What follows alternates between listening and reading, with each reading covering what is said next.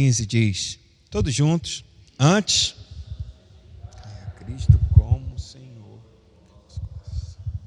estando sempre preparados para responder a todo aquele que vos pedir razão da esperança que há em vós. Pois muito bem, queria que você abrisse sua Bíblia também agora. Agora em Mateus, a gente vai ler novamente a oração do Pai Nosso.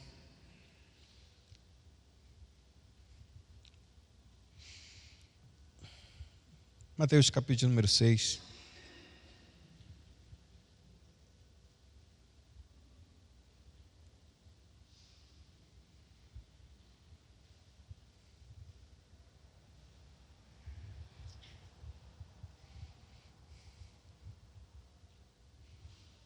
A partir do verso de número 9.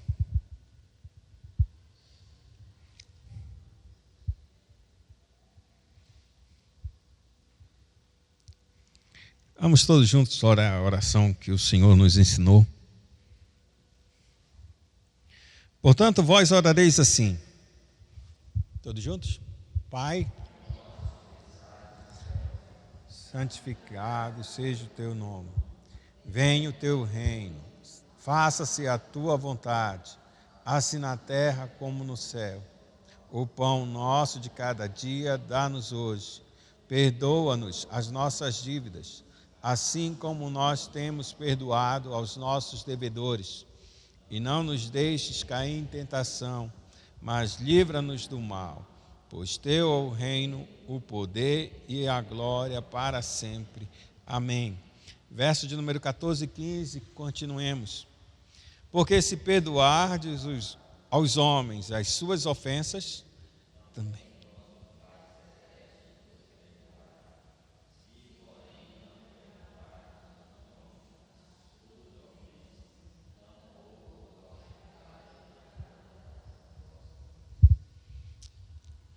O verso de número 14 e 15 é uma explicação da petição na qual a gente praticamente vai terminar a oração do Pai Nosso. Quando ele diz, perdoa nossas dívidas, assim como nós temos perdoado os nossos devedores. E o 14 e 15, ele dá uma justificativa pelo qual nós devemos fazer isso. Perdoar os homens. Porque se perdoardes aos homens as suas ofensas, também vosso Pai Celeste vos perdoará. Se, porém, não perdoardes aos homens as suas ofensas, tampouco o vosso Pai vos perdoará as vossas ofensas. Essa é a pergunta, a quinta petição da oração do Pai Nosso. E a quinta petição é basicamente essa: perdoa as nossas dívidas, assim como nós temos perdoado os nossos devedores. O Catecismo de Heidelberg, ele vai explicar por que dessa pergunta. Porque da quinta petição, e ele quer dizer o que isso quer dizer para nós, ainda que seja bem bastante claro, mas ele dá uma melhor explicação. Ele diz, por causa do sangue de Cristo, não cobres de nós, miseráveis pecadores que somos, nossas transgressões, nem o mal que ainda há em nós. Então ele diz, perdoa as nossas dívidas. Essa parte, perdoa as nossas dívidas, está em que mérito, em que base? Ele vai dizer, por causa do sangue de Jesus, nos perdoa. Por causa do sangue de Cristo, não cobre de nós as nossas dívidas. Porque somos miseráveis pecadores. Sim, somos isso. Nossas transgressões, nem o mal que ainda há em nós, não nos cobre. Por causa de quem? Por causa do sangue de Cristo. E é exatamente a petição dele ir até Deus e pedir, Senhor, perdoa os nossos pecados, perdoa as nossas dívidas, perdoa as nossas falhas, perdoa as nossas faltas, é exatamente por causa do que Cristo fez por nós na cruz do Calvário. De maneira que, uma vez que Cristo perdoou os nossos pecados e pagou todas as dívidas, não deixando nenhuma em nossas mãos, como diz o apóstolo Paulo, o escrito de dívida que pesava contra nós foi cancelado na cruz, foi anulado, foi rasgado. De maneira que, talvez alguns não saibam, mas quando o apóstolo Paulo está falando de escrito de dívida, ele está falando exatamente de uma dívida, uma promissória, que uma pessoa, vamos supor, o nosso irmão Jorge, ele está um trato comigo, mas ele entrou numa dívida comigo. Então ele, antigamente se fazia muito a nota promissória, não sei se ainda hoje se faz isso, mas ele via uma nota promissória que ele deveria pagar para mim. Enquanto essa nota promissória estivesse na minha mão, a dívida dele ainda continuaria sendo cobrada. Mas a partir do momento que alguém chega até ele e disse assim mesmo, vamos supor, o Augusto disse, olha, seu irmão, eu vi a situação do irmão Jorge, ele não tem condições nenhuma de pagar, não importa o que ele faça, o que ele venda. Aí vem o Augusto e disse assim mesmo, disse, eu estou aqui para pagar. Esse é o dinheiro, eu te dou a promissória, se você quiser. E aí ele vai, o Augusto vem e me dá o dinheiro todinho. Quando ele dá o dinheiro, ele pega a nota promissória, vai até o seu irmão Jorge, e aí ele mostra para o irmão Jorge, de maneira que agora a dívida que era comigo, agora passou para o irmão Augusto. E agora ele só mudou de casa, né? Mudou de casa ou não? A dívida estava comigo, passou para ele. A situação dele continua o quê? A mesma. Ainda é um devedor. Só mudou de nome a quem ele vai dever. Só que o Augusto, ele chega com ele e diz assim mesmo, a tua nota, ó, rasgada. Hã? Boa coisa, é por isso que o evangelho é boas novas. Quando ele rasga essa nota, acabou a dívida. A dívida não está mais comigo, nem tampouco está no Augusto, porque foi rasgada. Ou seja, o escrito de dívida que pesava contra nós, porque a gente tem o conceito claro, e a nossa consciência declara que nós estamos culpados diante de Deus, por cada um dos nossos pecados, por cada uma de nossas faltas. E cada pecado esse é escrito mesmo, é uma dívida. E essa dívida tem de ser paga. E como essa dívida vai ser paga? Somente por meio de Cristo. E essa dívida é paga fazendo exatamente isso. Ela retira do devedor, no caso, daquele a quem nós devíamos, ele pega essa nota promissória, que é o próprio Deus, e aí existe uma coisa muito séria que a gente tem que entender. Não é o diabo que é o nosso, vamos por assim dizer, quem era o detentor da nossa dívida. A gente não devia ao diabo. Ninguém nessa face da terra deve ao diabo. Ninguém. A lei não veio dele. O que o diabo é apenas o que ele é, um acusador. É só isso. E como é que ele é o acusador? Porque ele sabe que a lei é de outra pessoa, ele sabe que todos nós devemos a essa outra pessoa. Então o que ele vai fazer? Ele vai dizer assim, olha, ele está devendo, olha, ele pecou mais uma vez. Ele está acusando, para quê? Instigando o próprio Deus para o quê? Punir a mim e a você. Mas quando Cristo, ele morre, ele tira esse poder dele de acusação, porque quando ele fosse até lá, aí disse, eu já executei a sentença. Mas como? Eu já executei a sentença. O Lecídios, eu já executei a sentença em Cristo. Augusto, eu já executei a sentença em Cristo. Então, qual é o poder de Satanás de acusar a mim e a você? Tem poder? Ele não tem mais base legal nenhuma de chegar diante de Deus, por isso que a Bíblia diz que ele foi expulso do céu. Por quê? Porque qual é a ideia de eu ir até o céu, declarar, vamos supor, pegar o irmão Jair. O irmão Jair pecou e fez isso e aquilo outro. Então, Satanás, eu vou até os céus diante de Deus e digo, o seu irmão Jair pecou, ele fez isso, isso e isso. E o pai que está do lado, olha, me dizendo, o Deus Todo-Poderoso que está sentado, à destra dele está o Cristo, que fez o quê? Pagou a dívida. Quando eu chego até lá, eu vejo o Cristo. Quando eu chego até lá e vejo o Cristo, o que é que acontece? Acabou. A dívida, cadê a dívida? Ele só faz levantar as mãos e dizer assim, os cravos aqui. Está paga a dívida. Então não faz sentido Satanás subir e tentar me acusar ou acusar você. Por que diante de Deus? Porque essa dívida foi paga. Ele nunca vai persuadir a Deus a fazer aquilo que Deus quer fazer, e nem deixar de Deus fazer aquilo que Ele vai fazer. Ele não tem essa persuasão. Agora, quando ele chega a mim e a você, a coisa começa a ser diferente. Por quê? Porque a base da nossa fé muitas vezes é duvidosa. É ou não é? Muitas vezes a gente está pecando, e aí o que Deus fala para nós? Vim até a mim o quê? Pedir perdão, não é verdade? Confesse seus pecados, porque Ele é fiel e justo o quê? Para perdoar os pecados e nos justificar de toda iniquidade. Só que Satanás, ele diz assim mesmo, ele não vai te perdoar. O pecado que você fez, ele não tem condições de perdoar. Lembra-se que ele morreu na cruz, e aí ele começa a trazer a própria cruz para dentro de nós. Está vendo só? Só faz envergonhar o evangelho. Por que tu continuas?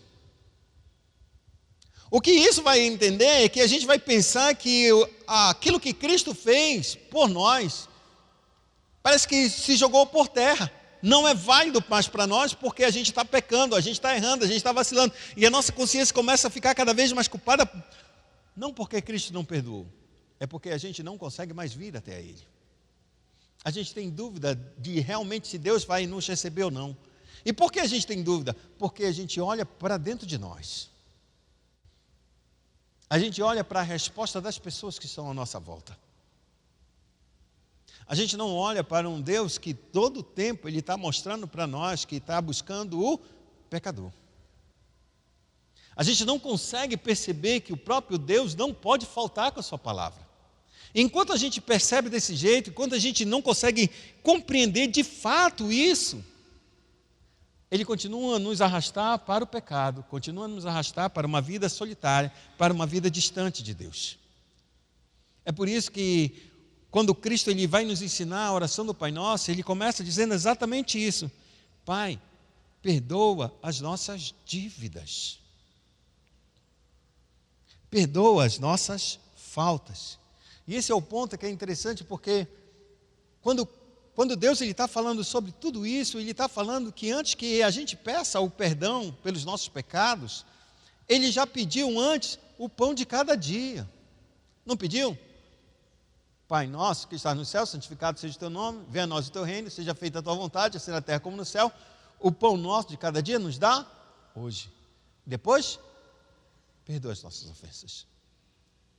Ele podia muito bem inverter o processo, não pode? Perdoa as nossas dívidas, assim como nós perdoamos os nossos devedores, e nos dá o pão de cada dia. Hoje, nos dá o pão hoje. Ele não poderia ter feito essa inversão? Não, porque a gente deve primeiro pedir perdão para Deus, para depois pedir o que nos... é o básico da nossa vida. Poderia ou não poderia? Estaria errado Cristo fazer isso? Não estaria errado. Mas Deus está mostrando uma coisa, que Deus ainda assim, Ele nos dá o pão de cada dia, mesmo com a gente, com os nossos pecados. Para mostrar que Deus ele não vai retribuir a cada um de nós conforme a gente retribui as pessoas.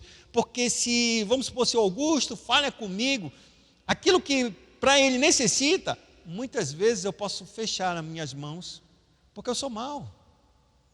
Porque o Augusto não andou direito comigo, então eu vou fechar minha mão. Em vez de dar o pão dele, em vez de dar o suprimento para ele, em vez de estar dando aquilo que ele necessita, eu fecho, porque ele não está fazendo a coisa que é correta. Mas Deus é interessante, porque Ele não vai fazer isso. Ele diz, peça o pão, eu vou te dar o pão. E mesmo quem não pede, Deus ainda continua dando. Mas aí o último caso mostra exatamente a forma pela qual a gente entende quem é esse Deus. Como Deus é bom e como Deus é generoso para conosco. Então Ele vai falar exatamente o final, dizendo que a coisa mais importante, e aí eu posso dizer claramente, tudo que é melhor, segundo as Escrituras Sagradas, melhor é o quê? O fim do que o começo. Segundo a Sagrada Escritura, tudo o que está no final é melhor do que o começo. Todo. E isso é um princípio verdadeiro para nós. Se você estiver num prato comendo uma coisa gostosa, você come a primeira coisa mais gostosa do seu prato ou deixa para o final? Você não deixa para o final? Não, aquela parte ali eu vou deixar para o final. E há de alguém pegar aquela parte, não é não? A gente está separando, aí vem um filho assim, só abre o olhão para aquela parte para a gente. Separei, demorei para caramba, para comer toda a minha comida, só esperando comer essa última parte, para quê? Para ficar com aquele gosto na boca. Eu estou colocando isso exatamente para que a gente entenda que quando a oração de Cristo, que veio nos ensinar, ela veio nos ensinar para prestar atenção exatamente nessa última parte. Porque se Ele pede que nós venhamos a fazer a sua vontade, que é a primeira coisa, ela vai culminar exatamente nessa última parte. Não adianta a gente querer fazer uma oração diante do Senhor, se a gente não entende que Ele veio para perdoar os pecados. É exatamente isso que Cristo ele vem fazer. Para isso se manifestou o Filho de Deus, para perdoar os pecados. E a vontade de Deus é que nenhum pecador que pereça, antes se arrependa e receba salvação. Esse é o desejo de Deus. Se o desejo de Deus é a única coisa e fez com que exatamente Ele enviasse o Filho para acabar com essa separação, por que nós estamos com tanta dificuldade em perdoar os irmãos? Porque nós temos tanta dificuldade em perdoar os nossos irmãos, de perdoar o nosso próximo, e às vezes nem é o nosso irmão, é o nosso próximo. Porque aqui ele diz, se vocês não perdoarem os outros, não importa quem seja esse outro, irmão. Se é um irmão da igreja, se é um membro da família, ou se é uma pessoa que você nunca viu.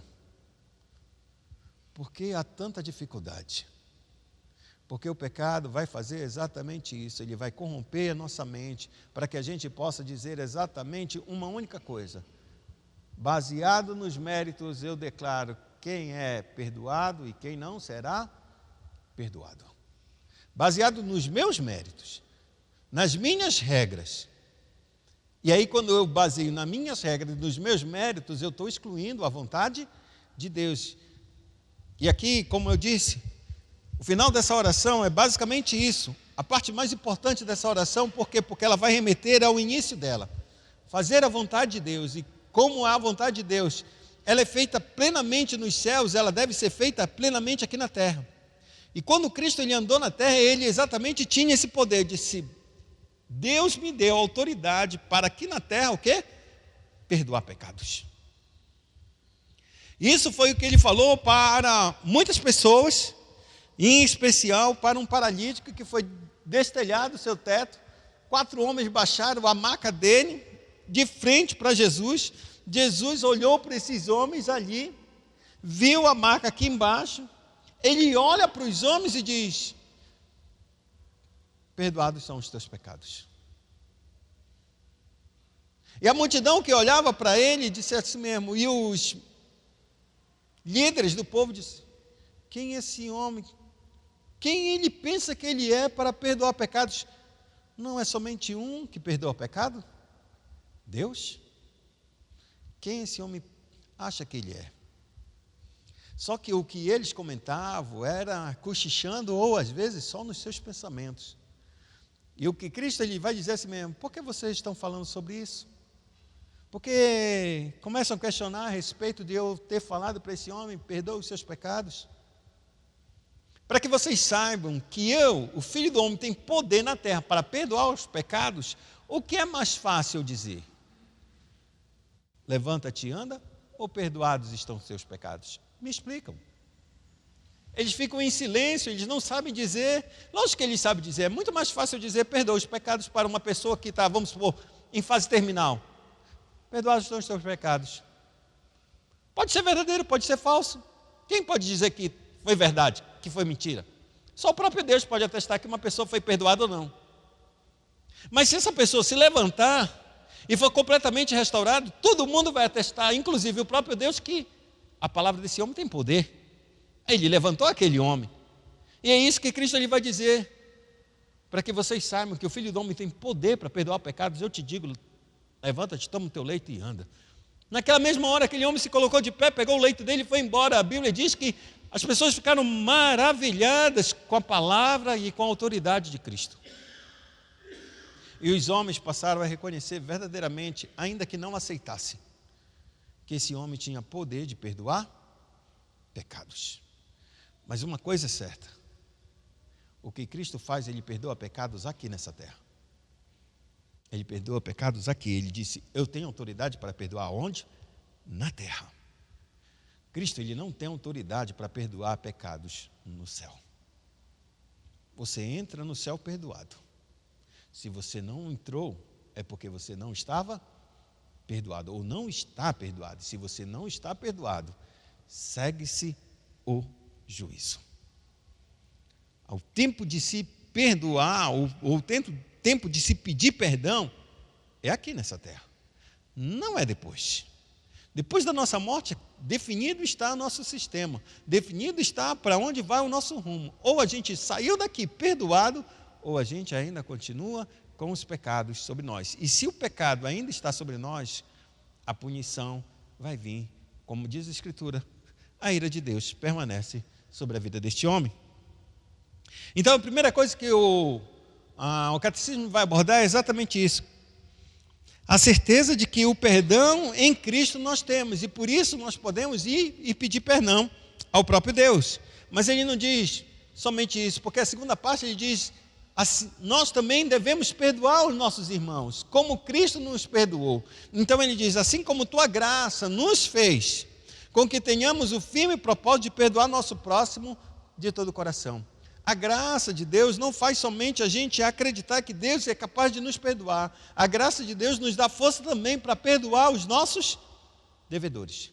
E nesse ponto, amados, a gente vai ter que entender por que é tão difícil a gente caminhar numa base tão forte para que a gente possa viver uma vida que verdadeiramente agrada e satisfaça o Senhor.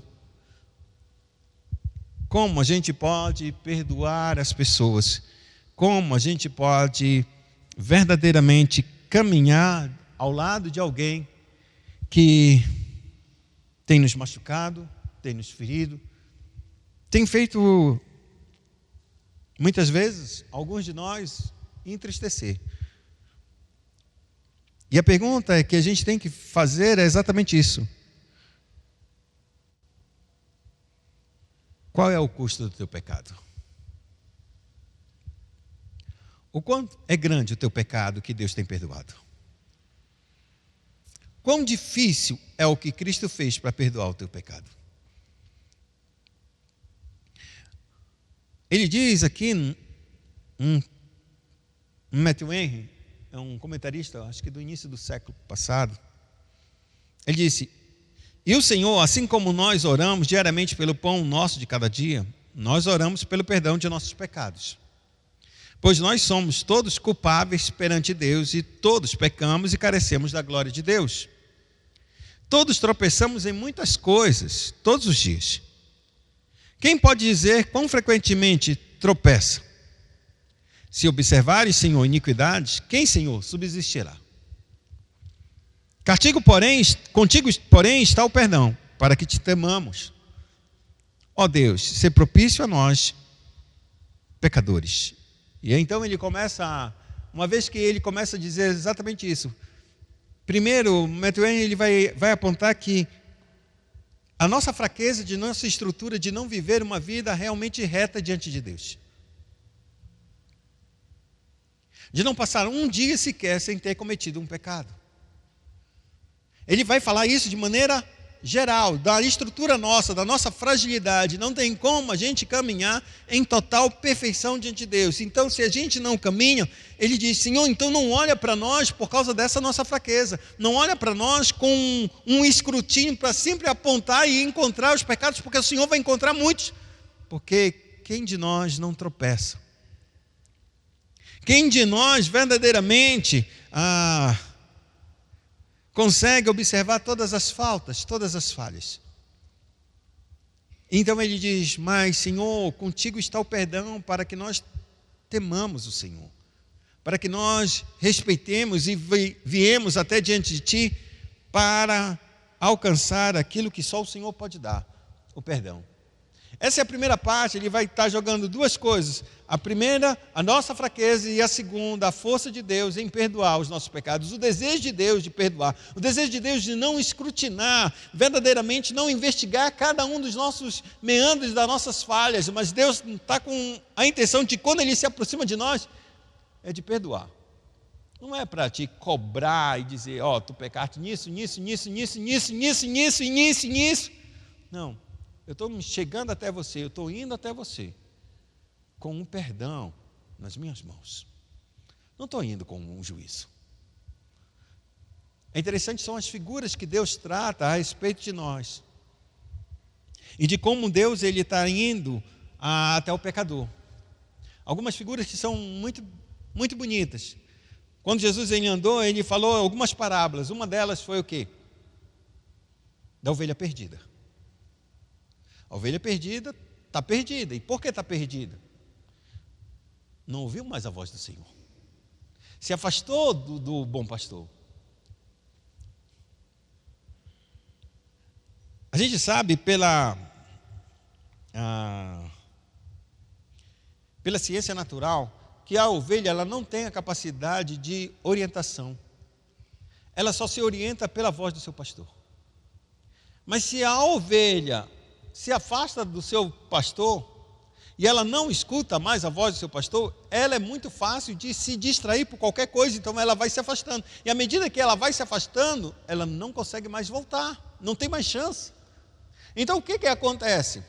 É necessário que o pastor pare e comece a contar. Quando ele conta as ovelhas e está faltando uma, o que ele faz? Ele deixa essas ovelhas e corre atrás de uma ovelha. Ele vai começando a procurar essa ovelha. Ele vai começando a tentar buscar essa ovelha. Ele está tentando procurar. Preste atenção. Esse pastor está indo para um perigo. Está indo verdadeiramente para um perigo, porque ele está no meio do deserto, está no meio de feras, mas ele deixou seus 99 e partiu para buscar a ovelha.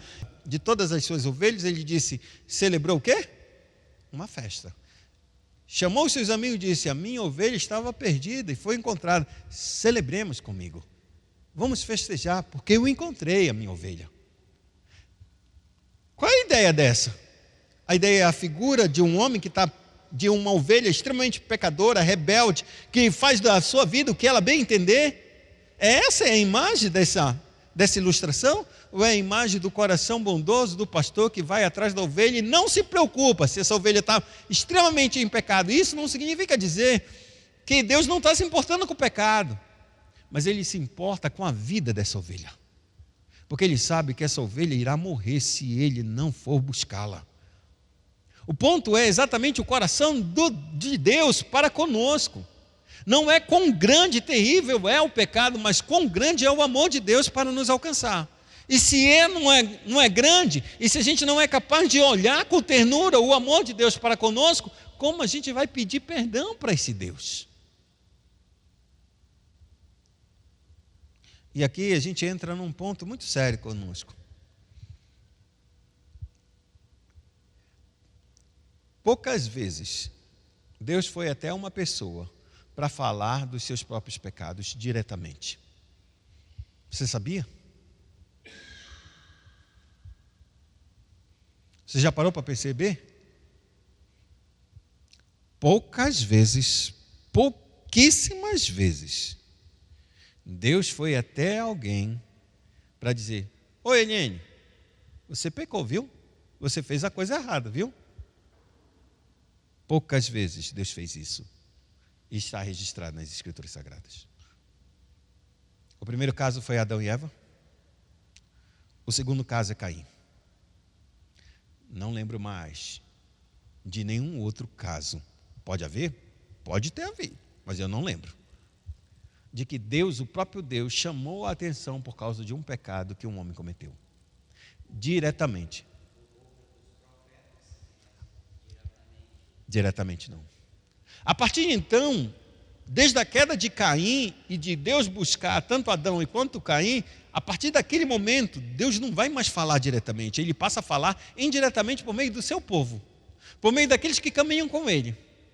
Assim Ele fez com Davi, chamou Natã e disse, Natã, vai até meu servo Davi e fala para ele do pecado dele. Falou com Elias e ele disse, Elias, vai até Acabe e diz para ele que ele morrerá por causa dos seus pecados. Vai até cada um. Deus, Ele vai falando por meio da sua igreja, Ele vai falando por meio de indivíduos pecadores como eu e você, para que uma vez que a gente caminhe junto com o Senhor, a gente possa falar ao nosso irmão. Por que Ele vai falar? Porque Deus deseja que o nosso coração seja como o coração de Deus. Que a nossa intenção não é exatamente declarar quão grande é a falha dessa pessoa, quão ele é reprovável diante de Deus, mas faz com que os nossos corações possam perceber o amor de Deus para com cada um, porque a ideia de ir até o pecador que não quer se arrepender é o verdadeiro enigma que a gente poderia dizer de um Deus santo. Por que eu vou atrás do Abraão? Qual é a razão de eu, sendo Deus perfeito, ir atrás do irmão Jorge? Eu, sendo Deus perfeito, ir atrás do Helder. Eu ia trocar pelo teu nome, teu irmão Josué. Não, não é Josué. Helder. Qual é a razão, Helder? Não tem. Não faz sentido isso. Se não faz sentido eu ir atrás de mim, atrás de você, atrás de qualquer um dos pecadores, não faz sentido, porque eu vou. Porque eu amo aquilo que eu quero. Eu desejo essa pessoa para mim. É porque não há outra razão, amados. Não há outra razão. E aqui, nesse ponto, é o que Deus está dizendo exatamente para nós. Se nós formos até uma pessoa, a gente tem que ir com o coração de Deus, não com o coração para machucar, não para ferir. Agora presta atenção, toda vez que Deus foi, nessas duas ocasiões que eu falei, tanto de Abel quanto de Caim, ou melhor dizendo, tanto de Adão quanto de Caim, nessas duas vezes os homens sempre revidaram. Eles nunca disseram: ó Senhor, é verdade, me perdoa, eu fui fraco. Quando ele disse para Adão, disse: onde tu estás? E Adão disse: Senhor, eu fiquei com medo, eu ouvi tua voz, vi teus passos no jardim, eu ouvi os passos teus no jardim, eu ouvi tua voz, fiquei com medo, porque eu estava no... Quem te disse que tu estavas... Comeste daquilo, da árvore, do fruto, que eu te disse, não deverias comer? Qual era a resposta dele? Hein? Deveria ser a resposta dele? Comi, Senhor. Eu comi, Senhor. Mas não, ele disse assim mesmo: a mulher que tu me deste, me deu do fruto e eu comi. Ele vai dizer que comeu? Ele vai dizer que comeu. Mas sem antes justificar. E justificar de forma que condene o próprio Deus. Tu me destes uma mulher que não foi um instrumento para me abençoar e auxiliar no meu trabalho. Ela me auxiliou para a morte, porque foi dela, que ela comeu, ela foi enganada e me deu do fruto, Senhor. Então eu comi. O teu auxiliar que colocou para mim, foi ele que me matou. Foi o teu auxiliar. Eu te pedi uma mulher? Me diga, eu te pedi, mas tu me deste uma mulher, me deste um auxiliar. E o que ela trouxe para mim? A morte, foi isso que ela me deu. Quanto a Caim, ele matou seu irmão, enterrou o corpo e foi embora. Algumas horas depois, talvez um dia depois, eu não sei, a Bíblia clara diz assim mesmo: Caim, onde está teu irmão Abel?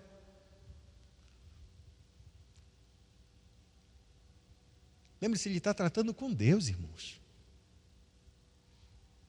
Ele está tratando com Deus. Um Deus que é onisciente, onipresente, onipotente. Eu sei lá do meu irmão Abel? Sou porventura tutor do meu irmão? Ele deve estar por aí. Se Abel, o sangue do teu Caim, o sangue do teu irmão Abel clama de mim da terra, porque tu fizestes isso. Ele não tem resposta, ele só vai dizer assim: ah, Senhor, a maldade do meu pecado é tão grande que é incapaz de eu ser perdoado. Serei fugitivo errante e quem me encontrar irá me matar. Ou seja, ele iria partir por uma briga para que a pessoa que brigasse com ele o matasse. Ele não queria brigar com o Senhor, irmão Jorge. Mas eu vou encontrar o irmão Jorge, vou fazer alguma coisa de maldade e vou suscitar uma raiva nele para ele pegar qualquer coisa e me matar. E Deus disse: ninguém vai fazer isso contigo. Vou colocar um sinal na tua testa para que todo aquele que olhe para você não te toque nessa terra. Eu estou colocando isso exatamente para que a gente entenda que a ideia de o próprio Deus ir até nós para trazer restauração leva o nosso coração a ir contra Deus. Abel foi contra Deus, ou melhor dizendo, Adão foi contra Deus e Caim é contra Deus. E isso é para que a gente entenda que o pecado é tão forte que a gente não aceita o quê? Ser corrigido. Por isso que o problema de disciplina na igreja é extremamente terrível para qualquer um que vai lidar com qualquer tipo de pecado dentro da igreja. Porque você tem que partir do pressuposto que não será o próprio Deus que vai estar falando com essa pessoa, será você como instrumento de Deus. Esse o próprio Deus que falou diretamente com os indivíduos que pecaram, foram contra ele, o que se espera quando se falar um pecador como eu, falando para outro pecador que ele está errado? Que ele vai abaixar a cabeça?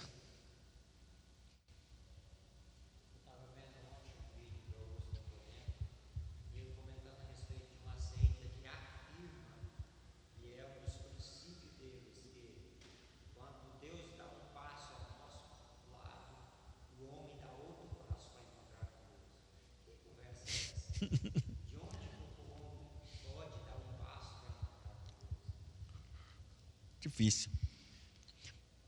Mas o meu ponto aqui é para que vocês entendam que a partir do momento em que Deus não está indo mais, Deus está trabalhando nos nossos corações para nós irmos até as pessoas.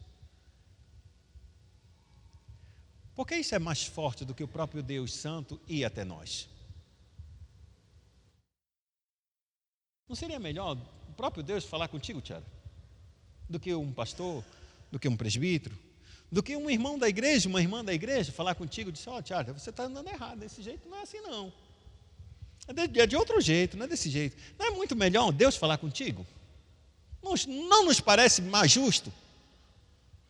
Não é verdade, irmão? Quer que você acha, irmã? Irmã Domingos. Hein? É melhor Deus falar conosco, não é? Mas Deus diz que não quer mais fazer assim. Diretamente, não vai fazer. Ele vai fazer por meio da sua palavra, da Escritura Sagrada. Mas muitas vezes a gente nem atenta para a palavra, não é verdade? Então ele vai ter que falar por uma pessoa. E ele vai falar. Só que o ato de Deus falar, ele vai falar de duas formas aqui nesse ponto. Ele usa uma pessoa, que é um pecador. E quando ele usa essa pessoa, que é um pecador, a gente começa a pensar, por que Deus ele vai usar um pecador para falar comigo? É para que a gente entenda que esse pecador que Deus está usando, ele já foi perdoado. E às vezes o pecado que a gente tem cometido é infinitamente menor do que o pecado que esse pecador está falando contra nós. Já viu o apóstolo Paulo repreender, vamos supor, repreender a irmã Leza? Eu sou o apóstolo Paulo. Ô irmã Leza, a senhora está fazendo a coisa errada. Está ouvindo, irmã Leza? A irmã Leza olha para o apóstolo Paulo aqui. Eu estou fazendo a coisa errada? O Senhor perseguiu a igreja e matou a igreja. Consegue entender a dimensão? Vocês conseguem entender a dimensão? Quem de vocês já matou alguma igreja aqui? Perseguiu algum irmão? Alguém já fez isso aqui? Pode ter perseguido, pode ter falado mal, pode ter feito isso. Mas quem literalmente pegou numa pedra e apedrejou alguém? Pegou na gola, não, tu vai para o cárcere. Pegou num chicote e açoitou. Ninguém aqui, amados. Mas quando o apóstolo Paulo muitas vezes repreendeu uma vida, ele está debaixo dele uma série de pecados que foram perdoados. E esse é o ponto que eu estou querendo dizer. Que se aquelas pessoas foram perdoadas por pecados ainda maiores, é que Deus está dizendo assim mesmo. Ele está te chamando. Recebe o perdão. Eu tive graça desse que está falando para ti, que tinha pecados ainda muito maiores que os teus, eu fui capaz de perdoá-lo. Por quê? Eu não irei perdoar você. Eu estou enviando um pecador para falar de ti, do amor que eu tenho pela tua vida, o mesmo que eu tenho pela vida dele. Com a mesma força que eu perdoei aquele pecado da vida dele, eu estou também tendo a capacidade de chegar até você e de dar o meu perdão. Só que muitas vezes a gente não olha, a gente olha para quem? Para o pecador, diz, sai daí, tu já fez um bocado de coisa errada. Tanta gente fazendo a coisa errada, por que tu vai falar para mim? E esse é o ponto que Deus ele quer trazer para nossos corações, para que a gente entenda claramente que nós precisamos ser instrumento da graça e da misericórdia de Deus por causa da misericórdia que Deus nos alcançou. Porque qual é a razão de nós sermos perdoados e não sermos capazes de perdoar outra pessoa? Se a gente consegue perceber a maldade dos nossos pecados. Se a gente conseguir perceber quão grande e profundo foi o perdão que Deus trouxe sobre as nossas vidas. Se a gente não perceber dessa forma, a gente não vai entender qual é a vontade de Deus para nossas vidas. Porque a vontade de Deus é estarmos juntos. Não é estar separado. A vontade do pecado é separar eu de Deus e eu de vocês. E vocês de mim. E vocês de Deus. Tudo que Deus não quer é separação. Ele não quer essa separação. E para isso Ele paga o preço dessa morte. Que morte é separação? Ele paga o preço dessa morte. Ele paga o preço dessa separação para nós estarmos unidos com Cristo. E em Cristo. E aí Ele pede exatamente que nós venhamos não somente pedir perdão pelos nossos pecados, mas também perdoar aqueles que têm nos ofendido, porque o próprio Deus tem perdoado os nossos pecados. Na garantia certa de que nós temos certeza que Deus perdoa os nossos pecados, é a garantia certa que Deus está dando ao nosso coração verdadeiramente força e graça para a gente perdoar quem tem nos ofendido. E não importa qual seja o pecado que essa pessoa ofendeu o nosso coração. Não importa, amados. E podem ser pecados extremamente terríveis para nós. Mas nunca vai se comparar ao que a gente fez para com Deus. Nunca vai se comparar. E por isso a gente tem que entender que a vontade de Deus, se essa é a vontade de Deus, e a gente está se excluindo disso, amado, a gente pode pedir muitas coisas para o Senhor, e muitas coisas o Senhor vai dar, mas essa última parte Ele não vai dar. Porque se dos vossos corações não perdoarem de todo o coração aquele que vos ofende, tampouco o vosso Pai Celestial vos perdoará. Porque isso só mostra que nós verdadeiramente não fomos perdoados e não entendemos a dimensão e a profundidade do pecado que atingiu o nosso coração e como a gente está lidando com isso. Nesse sentido, se a primeira parábola que eu falei para vocês é de um pastor procurando a sua ovelha para perdoar os seus pecados, para curar, para sarar, para transformar. Uma outra imagem que Deus traz é no Antigo Testamento a respeito de Jeremias, que ele diz assim: com amor eterno te amei, e com laços de benignidade te atraí para mim. Ou seja, ele está mostrando exatamente que Deus ele tem um amor tão grande, e com esses laços, ou seja, com cordas de amor, eu solto e puxo você para mim. Ou seja, eu te atraí não por juízo, não por condenação, não por causa dos meus grandes raios que eu posso trazer, como dizem as imagens dos antigos da Idade Média, em que trazia Deus como um grande pai bravo, ou um grande juiz malvado, com um grande raio e jogando na cabeça das pessoas para destruir, para matar, um nível de medo e de terror no coração das pessoas que se aproximavam de Deus, e achando exatamente que vão cair no inferno, porque eu tenho que me aproximar, porque eu vou para o inferno. Não, a ideia não é essa, nunca foi essa. A Bíblia diz que com amor eterno te amei, e com um laço de benignidade te atraí para mim. Ele não vai atrair a mim e a você por causa do seu juízo. Já parou para pensar nisso? Que Deus, Alana, nunca vai te atrair por causa do juízo que Ele tem, das dívidas que tu tem para com Ele? O apóstolo Paulo é bem claro quando ele diz assim mesmo: tu ignoras que a bondade e a generosidade de Deus e a benignidade de Deus é que te conduz ao arrependimento. Bondade e benignidade. Bondade são os atos de bondade que a gente faz, ou seja, é algo prático. Benignidade é a nossa intenção de ser bondoso para com você. Bondade é o ato em si. O irmão Jorge está com fome, eu vou dar uma cesta básica. Um ato de bondade. Isso é a bondade, a prática. Benignidade é a inclinação que eu tenho de praticar o bem. O que Deus está dizendo assim, que bondade, benignidade, você ignora, você desconsidera, você não pensa que é exatamente a bondade e a benignidade de Deus que vai te conduzir ao arrependimento. Ou seja, o que nos conduz ao arrependimento para mudar as nossas vidas, de nos levar de uma vida pecaminosa, de uma vida de morte, de uma vida de pecado, para uma vida de santidade, para uma vida verdadeiramente que ame a Deus. Só existe uma única coisa, é que eu olho por Cristo que morreu na cruz por minha causa e eu resisto. Não, eu desisto de viver a minha própria vida, para viver a vontade de Deus. A bondade de Deus e a benignidade de não levar exatamente o juízo que deveria incidir sobre mim, incidiu sobre o Cristo. Essa bondade, essa benignidade que eu tenho, que me leva a um arrependimento, me leva a entender que os meus pecados mereciam a cruz, que os meus pecados mereciam a morte. É exatamente o que o ladrão na cruz disse assim mesmo: ô homem, para com isso de falar mal, para de falar besteira. Nós estamos aqui por causa dos nossos próprios pecados, por isso nós recebemos essa maldade e nós recebemos a justa punição dos nossos pecados. Mas esse homem, o que ele fez, ele não fez nada de errado para estar aqui, mas nós dois fizemos. Depois de repreender o seu companheiro, né, ele vira para Jesus e disse: Senhor, quando tu entrares no terreno, lembra-te de mim. Lembra-te de mim quando tu entrares no paraíso.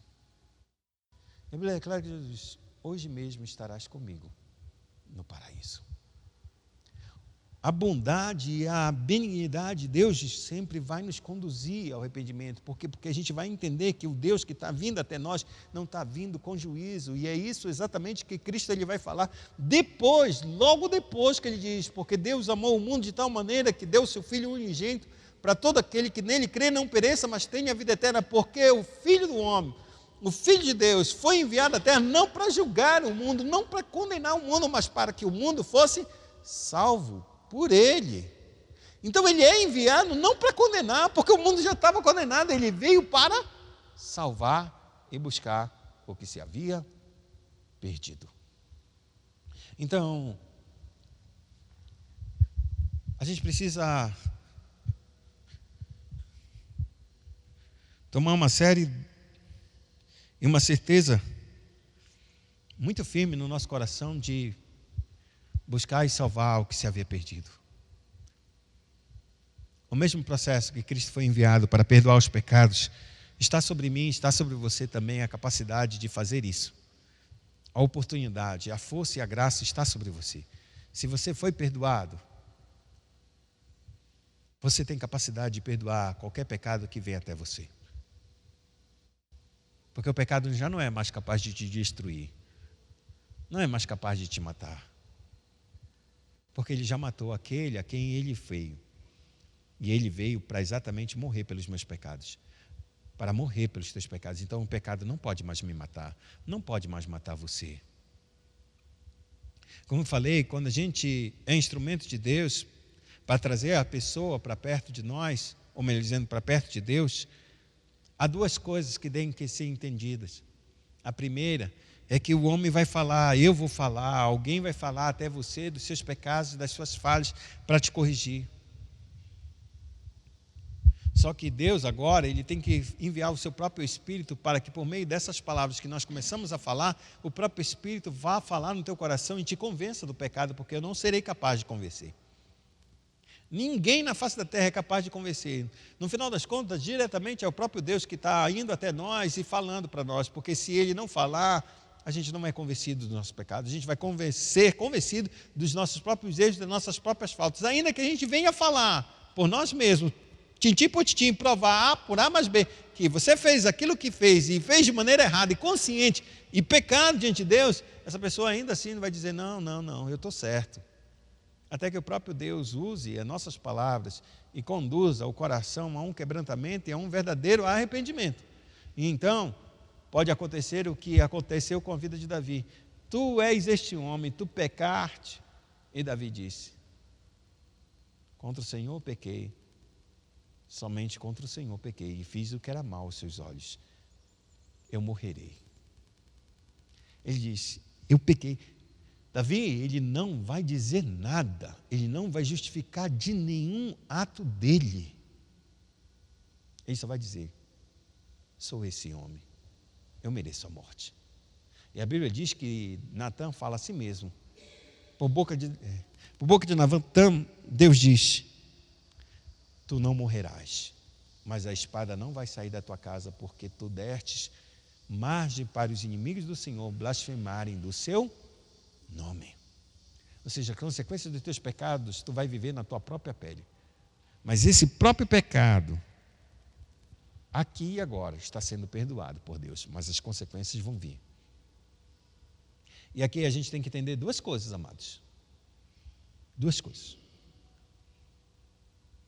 O perdão de Deus não exclui a consequência dos nossos pecados terrenos. Exclui a consequência do pecado pior que a gente tem, ou da consequência de condenação eterna. Esse ele exclui. Porque uma vez que Deus te perdoa, perdoado está. Mas a consequência do nosso pecado nessa terra, se a gente não parte dela, a gente vai viver nessa pele. Porque o que o homem semeia, ele colhe.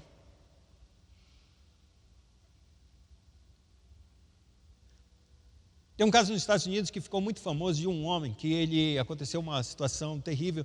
A vida da filha dele teve uma doença muito terrível e ela acabou falecendo, era bem pequenino.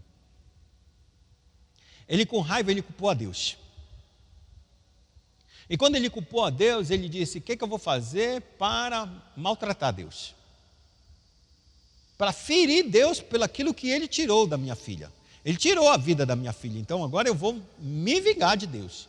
E como é que ele faz para vingar-se de Deus? Ele entra dentro de uma escola cristã de crianças pequeninas, abaixo de, 7 anos ou 10 anos. Ele entra e faz um massacre, ele mata mais de 7 crianças. E no final, depois ele se mata. Pá! Isso foi uma comoção nos Estados Unidos, já faz muitos anos já. Então, quando acontece isso, os líderes dessa igreja, eles pensam assim, naquela mesma noite, naquele mesmo dia, estavam chorando e lamentando dentro dessa comunidade vários pais, porque perderam suas filhas. Se eu não me engano, até a professora morreu, se eu não me engano. E muitos estavam chorando dessa comunidade, que a gente pode dizer cristã. Então ele vai, aí, essa esposa dele, ainda tinha outros 2 filhos, se eu não me engano. A filha caçula que morreu, por essa doença grave, ela estava desnorteada com tudo aquilo que estava acontecendo naquele mesmo dia. No final do dia, chega, os anciãos da igreja até a casa dessa mulher. Quando chegam os anciãos da igreja na casa dessa mulher, essa mulher está toda arrebentada, ela não sabe o que vai fazer. Uma vizinha que está do lado dela, amiga dela, diz assim mesmo, se você quiser, eu fecho a porta na cara deles e mando eles embora, dizendo que tu não queres ouvir, não queres ver, não queres fazer nada com eles. E aí, ela diz assim mesmo, disse, não posso fazer isso. Ela não era da comunidade. E ela diz, não posso fazer isso, se eles vão fazer alguma coisa, é melhor que façam logo agora. Então ela permite que esses 3 homens, que eram os presbíteros daquela igreja, entraram, um homem muito correto, muito sério, muito direito, eram anciãos mesmo, entraram dentro da casa dela, sentaram-se, e ela já estava preparada para ouvir todo tipo de coisa ruim para a vida dela. E esses homens chegaram com ela e disseram assim mesmo, nós queremos prestar nossas condolências para com a senhora. Ela abre o olho dela e diz assim mesmo, como é que é? Vocês vêm prestar solidariedade a mim? Ela disse, sim, porque nesse dia morreu a sua filha, nesse dia morreu o seu marido, nesse dia morreu o pai de seus 2 outros filhos. O que ele fez é reprovável, mas já não tem nada a ver com isso. A senhora está sofrendo tão quanto cada um de nós que perdemos nossos filhos.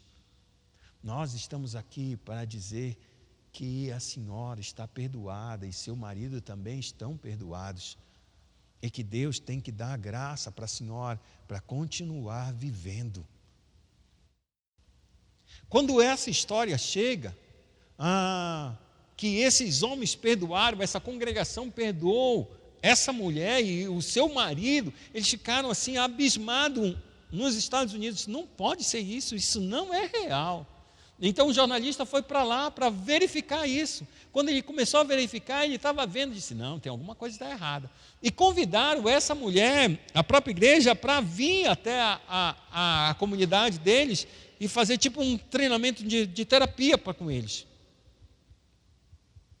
Então lá eles entenderam quão raiva tinham muitas mulheres da situação, mas ao mesmo tempo quão bondoso era o coração deles para perdoar os pecados.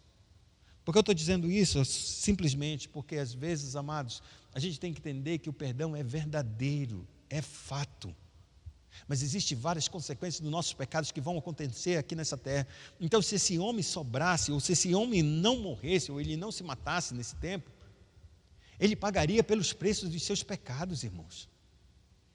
Ele pagaria por cada um dos seus pecados, inclusive talvez tivesse cadeira elétrica ou talvez câmara de gás. Não importa a morte que ele haveria de acontecer nos Estados Unidos pelo julgamento do que ele impetrou. Não importava. O importante era agora que eu estava perdoado, mas a sentença dele, de juízo sobre a vida dele, nessa terra, estaria continuando. Muitas vezes a gente ignora que, a gente acha que porque a gente perdoou uma pessoa, os atos que ele fez, se eliminou com o nosso pecado. Não elimina, amados.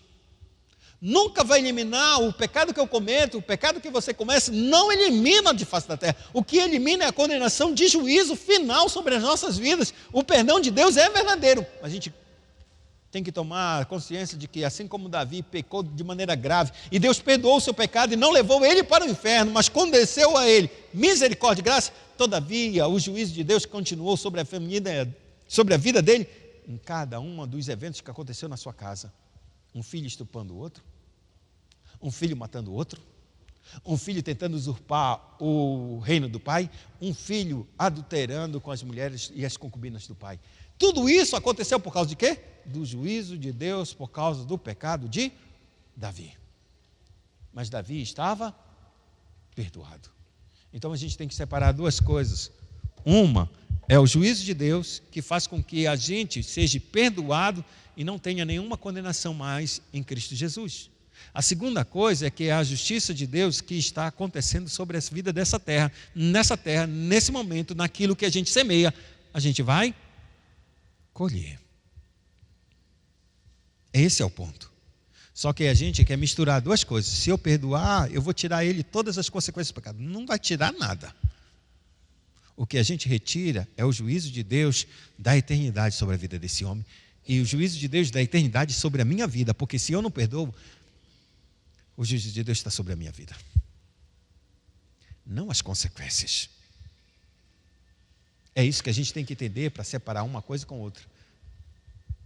E a gente tem que fazer isso de maneira que o nosso coração entenda que não é por nós que a gente perdoa, é por causa do Cristo que nos perdoou.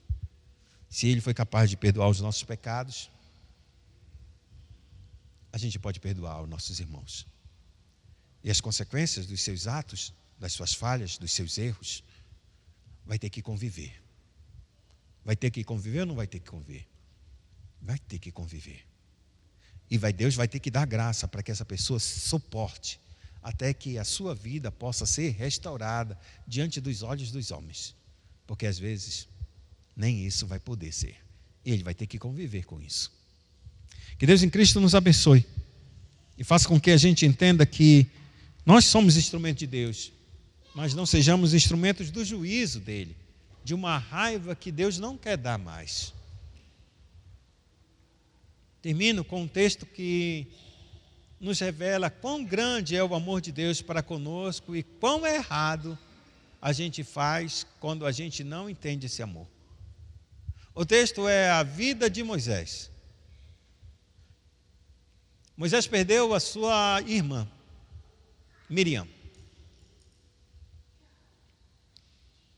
E ele perdeu a sua irmã, e foi um dia muito triste para ele. E nesse dia tão triste para ele, o povo novamente se rebelou e pediu: Moisés, dá-nos água, que a gente está a ponto de morrer. Então Moisés foi até Deus e disse: Senhor, o povo está reclamando de novo, quer água. E Deus disse para ele: está certo, Moisés, é justo, o povo está com sede. Vai até a rocha e fala a ele. Fala a rocha para verter água, e eu darei água. Moisés reúne o povo e diz assim mesmo, disse: hoje vocês vão saber quão desagradável vocês têm sido e quão rebelde têm sido para com o Senhor Deus. Ele pega o cajado dele e faz assim. Pá! Pá! E a Bíblia é clara, verte-se água daquela rocha. A rocha ferida. Cristo é a rocha ferida. Na maldade do coração do homem, que bate em Deus com tanta força, ainda assim Deus é capaz de gerar vida para nós. Água. O povo bebeu. O povo bebeu, saciou a sua água, ficou feliz, e Moisés achou que estava fazendo a coisa mais certa do mundo. Vai para a tenda diante de Deus, e Deus disse para ele, Moisés, por que tu não santificaste o meu nome diante do povo de Israel? Porque com teu ato de ferir a rocha, tu estava dizendo que eu estava indignado contra o povo, que eu estava virado contra o povo para dar água para ele, que era a coisa mais horrível fazer, de dar água para um povo que estava sedento. Tu não santificaste o meu nome, tu não glorificaste o meu nome, tu mostraste uma natureza que eu não tenho. Saber que o povo está necessitado e eu com raiva estou dando para ele. Você não vai ter um Deus com um coração como esse, sabendo que eu estou necessitado de alguma coisa e disse, eu vou te dar só por causa que tu está necessitado mesmo, toma aí. Você não vai ver isso com Deus, nunca vai ver isso com Deus. Mas Moisés mostrou isso do caráter de Deus para esse povo, e Deus chegou com Moisés e disse assim mesmo, tu fizeste o que era errado, mostraste para mim uma natureza que eu não sou, também vou te tirar da terra prometida, tu só vais olhar, não vais entrar na terra. Não, Senhor, me perdoa. Não vais entrar. Senhor, me perdoa. E ele passou tempos pedindo para que Deus perdoasse e deixasse ele entrar. Tu não vai. E ele diz assim, Moisés, chega. O que eu vou te conceder é apenas que tu olhes a terra, mas nela tu não vais entrar. Consequência do pecado. Moisés foi perdoado ou não? Foi. Mas a consequência do pecado dele caiu sobre ele.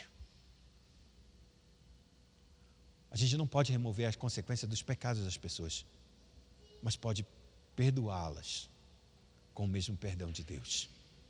E que Deus julgue se essas consequências vão cair sobre ele ou não. Algumas vezes Deus retira, por muita graça, retira as consequências.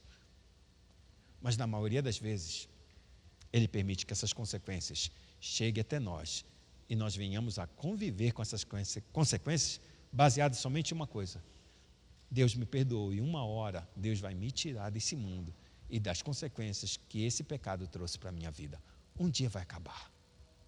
Essa é a nossa e deve ser a nossa esperança, de que Deus, no seu tempo, há de nos levar daqui para estar com Ele num reino de perfeita paz e justiça.